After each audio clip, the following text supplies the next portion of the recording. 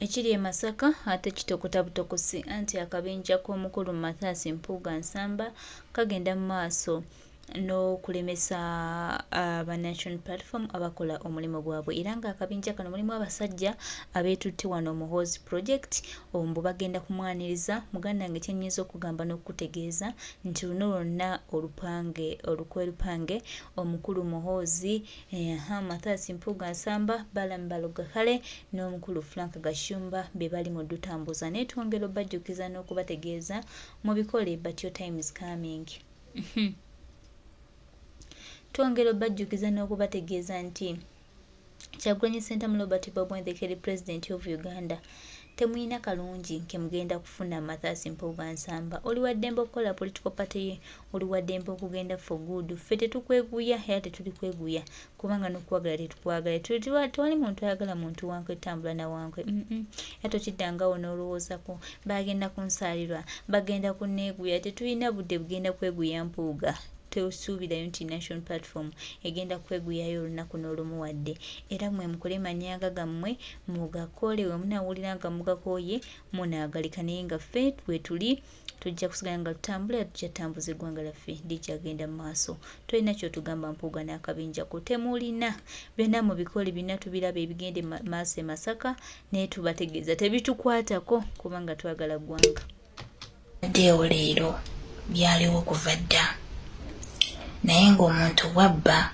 oba bw'akola ensobi aleeta ow'amakooti munne n'alimbalimba bannayuganda n'addira omuntu oyo n'amukyusa ekifo n'amwongera ebitiibwa. Ku ssaawa ya leero Kyagulanyi yaggula buli munnayuganda amaaso. Information ejja direct. Bwe kusanga ng'olina omutwe gw'emboona oyinza obutabitegeera.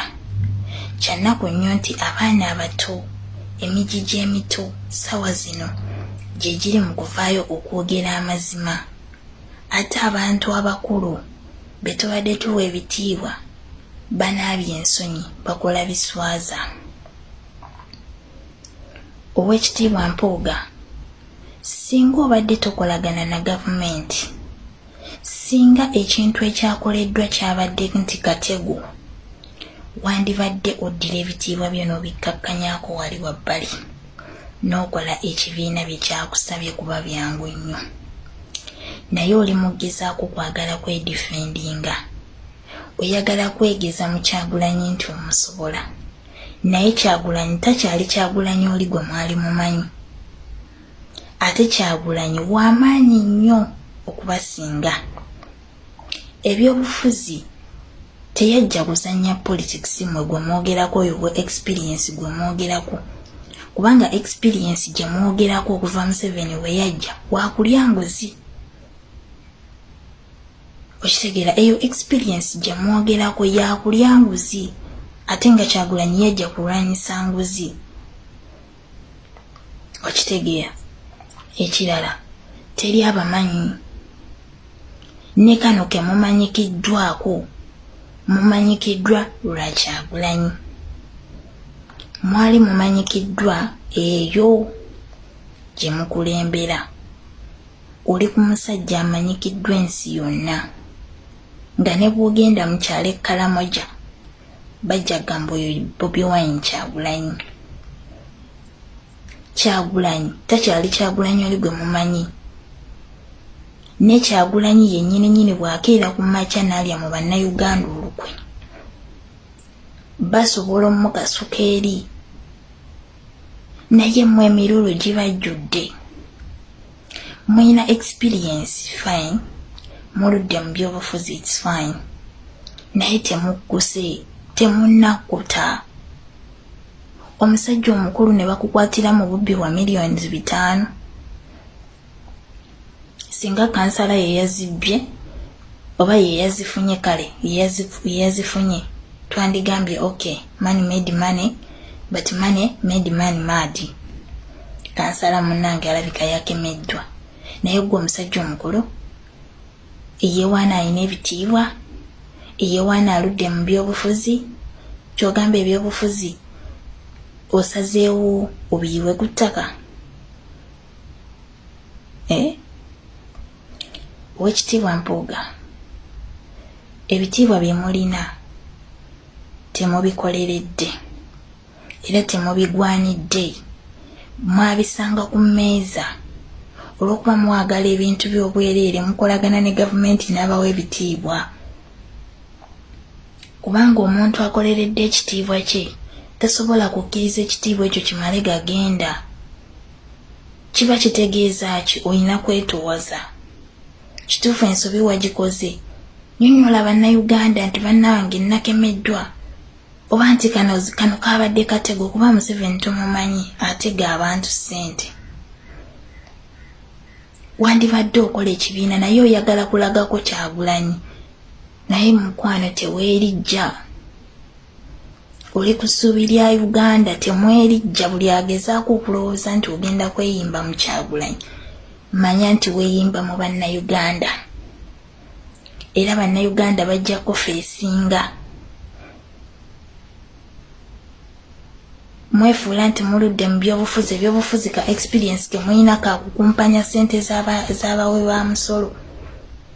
Wavuddeyo n'ogamba nti ekibiina nakyo kifuna ssente ezo za muwi wa musolo. Yes, ssente ezo za muwi wa musolo naye ziri mu mateeka. Ziri mu mateeka. Nammwe ba MPs mufuna omusaala, naye omusaala ogwo gwe mufuna ziba ssente za muwi wa musolo, naye it's okay kubanga za mateeka. Kyagulanyi azze abayimbirira nti bannange mubeere beerufu. Talina gwajja kuttira ku liiso gulowooza olw'okuba wakadde oli musajja mukulu agenda kukwatirwa ensonyi. Nedda. Eyo ye gavumenti gye twagala. Obaani etteeka liba tteeka, teririiko nti gwe oli mwana waani. Ozi n'akasembayo nze Aisha Kyagulanyi.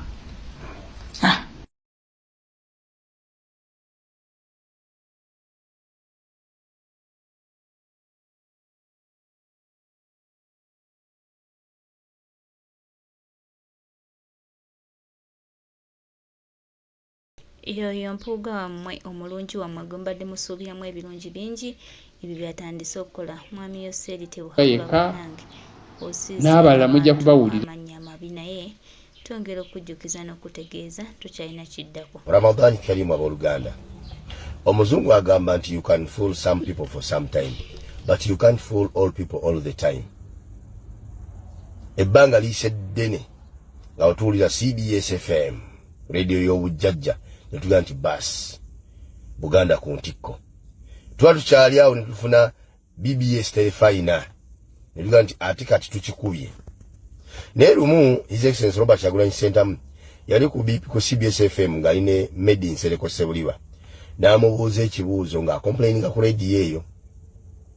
N'amugamba Medi, nze Ssentamu Kyagulanyi, ndi mwana Muganda, ndi mwana wa Buganda, radio CBS radio ya Buganda. Nti ye n'amubuuza ompulira emirundi emeka ku radio eno mu mwaka. Made in Sereko ekibuuzo kyamulema okuddamu. N'addamu era ekibuuzo ekyo n'akibuuza Sozi Kaddu Mukasa ku BBS telefayina. N'amugamba ompulira ondaba emirundi emeka ku TV eno, TV ya Buganda, ndi Muganda, naye ondaba emirundi emeka ku TV eno. Amazima naye yennyini naye ansa yamubula. Oba okitegeera? Wabula nga ffenga naddala abantu b'omu Central oba Abaganda gye tulabanga radio yaffe ne TV gye tulabanga TV yaffe, era kwe tusuubira amawulire gonna agafa ku Buganda amalungi n'amabi tugasuubira okwo, okulabula n'okuzimba n'okuwabula byonna tubisuubira kubiwulira ku CBS na kubiraba ku BBS telefayina. Naye ekisinga okwewuunyisa nti okuva lwajjawo emberebezi z'ebizibu bya Mathias Mpuuga bye yaleeta mu kibiina kyaffe ekya NUP, ebyobulyake n'obubbi bwa ssente, aba CBS ne BBS bamanyi bulungi nnyo abakulembeze ba NUP nti ensonga yonna ekwatagana ku NUP bw'oba oyagala okufuna credible information osobola okuyita omwogezi w'ekibiina oba omumyuka we oba president w'ekibiina oba general secretary w'ekibiina oba okitegeera naye okuva ensonga zino ezabaawo basobola okuyita Mathias Mpuuga Nsamba agende ku CBS abeeko kyayogera ku nsonga ezo ekyewunyisa tebayitangako ku mwogezi wa kibiina Joel Ssennyonyi ategeera obulungi ensonga ezo lwaki ziri bwe zityo era asobola okunnyonnyola ensi olunyonyolo olutuufu ensi netegeera amazima ge galiwa bawa chance Mpuuga okujja okwewozaako n'okwogera ku nsonga ezo naye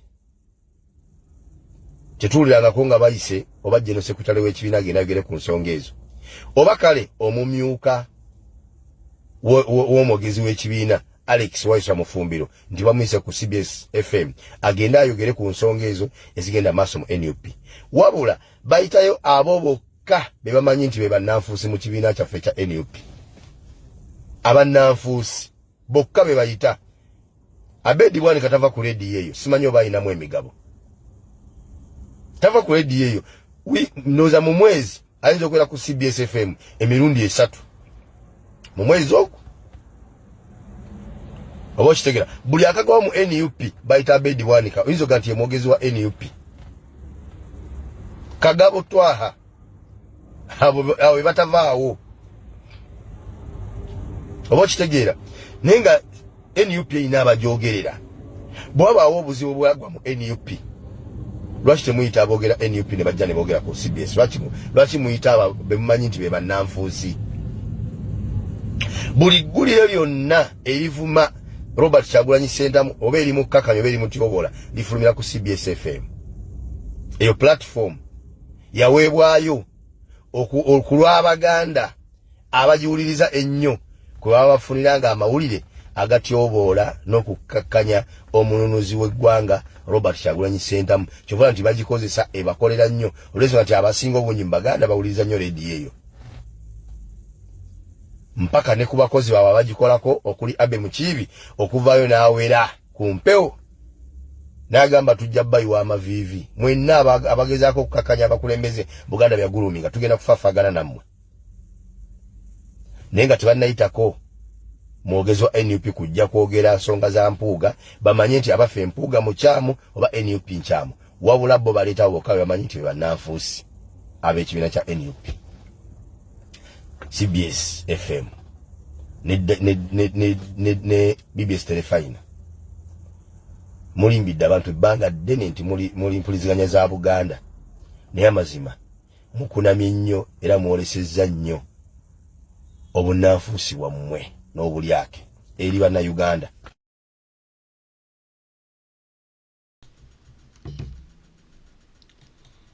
Embeera bwetyo bweri mu bitundu eby'e Masaka obukujjukujju bugenze mu maaso n'okuba nga bungi naye byonna twongera obajjukiza n'okubategeeza tuzabese erinnya Ekawande Ssembabule President of Uganda Kyagulanyi Ssentamu Robert Bob Wine ajja kuba atereeza ensonga zino zonna ffe tumanyi n'abatuma tumumanyi.